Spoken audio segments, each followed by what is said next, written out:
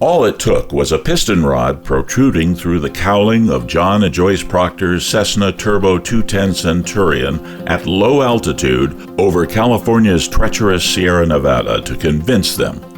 Convince them to give up flying, to hand in their wings? Nah. After skillfully guiding their ersatz glider between several craggy peaks, landing dead stick on a dirt road, and discussing the whole situation over a cup of coffee, the Proctors decided to buy a 1954 Grumman HU-16 Albatross seaplane, convert it into a motorhome with wings and pontoons, and circumnavigate the Pacific Ocean. Wow, was that in the coffee? The Proctors' first step was to locate an old Albatross suitable for conversion. In August 1992, they discovered a 25 by 62 by 96 foot fixer-upper that had languished 18 years in an Arizona wrecking yard. But before this adventuresome couple could contemplate their fly RV conversion, they needed to make Alby, as they came to call her, airworthy. She was missing one of her 1,440 horsepower 9-cylinder engines and was lacking a few incidental items such as pontoons, landing gear, and most of the hydraulic system. Locating, rebuilding, and installing Alby's running gear took almost a year, a feat which should encourage anyone trying to refurbish a land-based motorhome. With basic engine and running gear restoration complete, the soon-to-be airborne motorhome received Fit-to-Fly airworthiness certification and in March 1993 headed to San Diego for the interior refit. Tapping into a wealth of friendships he had accumulated as a 15-year volunteer pilot for the San Diego County Sheriff's Department, John spearheaded a 5,000-hour all-volunteer effort to transform Alby into the world's first fully self-contained fly RV. Up front, the cockpit was fitted with the GPS, Global Positioning Navigation System, and a color radar, a storm scope, and a radar altimeter. While the search continues for an autopilot, steering the somewhat sluggish 15-ton Alby is, quote, like driving a pickup truck without power steering, Joyce says. It levels out real well and pretty much flies itself in good weather. Since both John and Joyce are certified to fly the Albatross, they normally take turns operating the Fly RV's dual controls. In stormy weather, however, it takes both Proctors to keep the Albatross on course.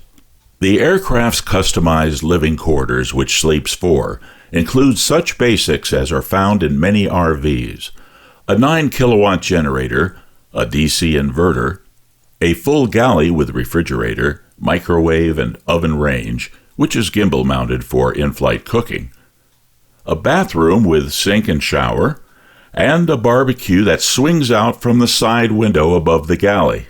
No, not for in-flight cooking. Alby's stem-to-stern layout is cockpit, navigation office area, dinette bedroom, galley, and bath. Although the headroom is ample throughout, the Fly RV's narrow cross-section is reminiscent of a cruising sailboat. Above and beyond the basics, the Proctors installed air conditioning, a washer-dryer, a 40-gallon-per-hour desalinization plant, a scuba tank compressor, a computer that stores several cookbooks full of recipes, as well as data-based navigation maps, potted plants and windows, and enough customized walnut cabinet work to store their set of fine china.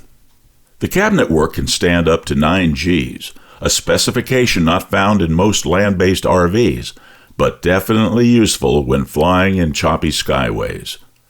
Alby's engines were thoughtfully fitted with dry kits to prevent engine oil and other residuals from polluting the water upon which they operate.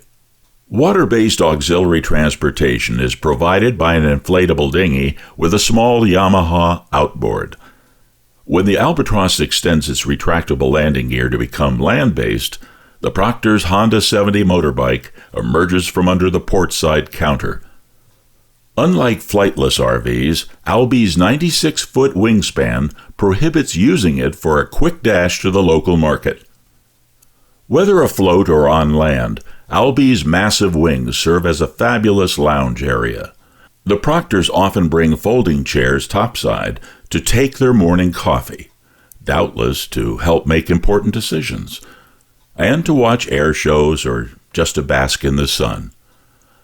John claims much success catching fish from aloft, but denies rumors that he catches only flying fish.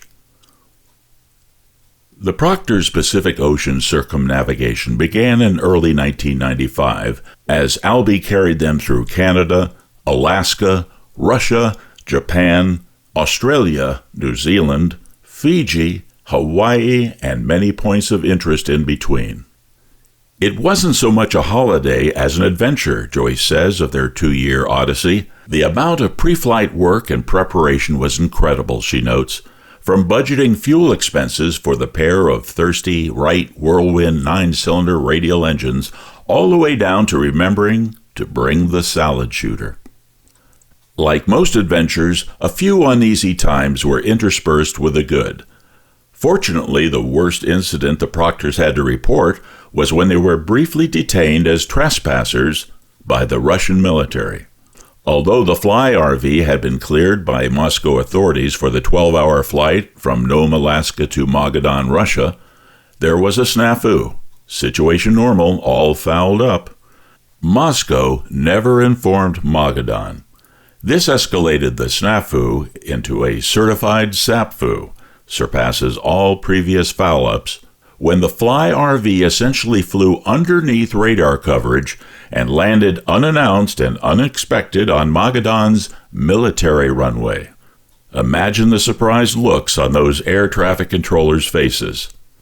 It took 4.5 hours to straighten out the problem and smooth the base commander's ruffled feathers. He was considered to have been sleeping on the job. The matter was somewhat aggravated by the fact that a year earlier, when the Proctors were selecting a paint scheme, they decided to restore Alby to her original U.S. Navy specifications.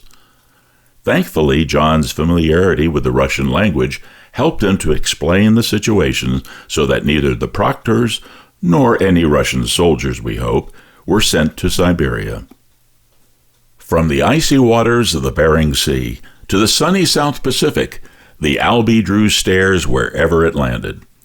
Gawkers ranged from cruising sailboaters, crowding close to see the curious-looking Fly RV, to individuals who choked up seeing an amphibious airplane similar to the one that had plucked them from the water in World War II. Friendly faces and offers of gifts and hospitality followed Alby wherever she berthed for the night, proving once again that the RV crowd is a special one indeed. One site that offered a welcome break from the center of attention was Lake Alabaster, New Zealand. After a local pilot guided them in, Alby spiraled down into the canyon and landed, alone at last, on the lake's smooth waters. John says there was only one way into the lake, by air, and the nearest settlement was 75 miles away. There was a majestic waterfall and neat gravel sandbars. We would get up in the middle of the night just to view the full moon shining its light and see Alby's props silhouetted on the snow-capped mountains, mirrored in the water. The Proctor's most heartwarming experience also occurred in New Zealand. There, in an area so remote that people from surrounding villages trekked all day just to see Alby, a farmer, a comparatively poor man himself, insisted John and Joyce take his check for $200 to offset the cost of their journey. When the Proctors protested, saying that the farmer's money could best be spent pursuing his own dream, the farmer responded, "No, go ahead and take it. You folks are living a dream I'll never be able to realize myself." John and Joyce keep him updated on their adventures so he can continue to vicariously enjoy the dream. John Proctor has logged about 5,000 hours flying various aircraft around the world. In addition to appropriate certifications to pilot the Fly RV, he's also an airframe and power plant mechanic. John's past aeronautic feats include first attempted hot air balloon crossing of the United States in 1966. USSR USA Global Circumnavigation, featuring an open cockpit biplane in 1991, and 15 years as a volunteer pilot for the San Diego County Sheriff's Department. Joyce Proctor's flying certifications include multi-engine sea and instrument privileges. She is one of only 2 female pilots in the United States currently certified to fly the Albatross.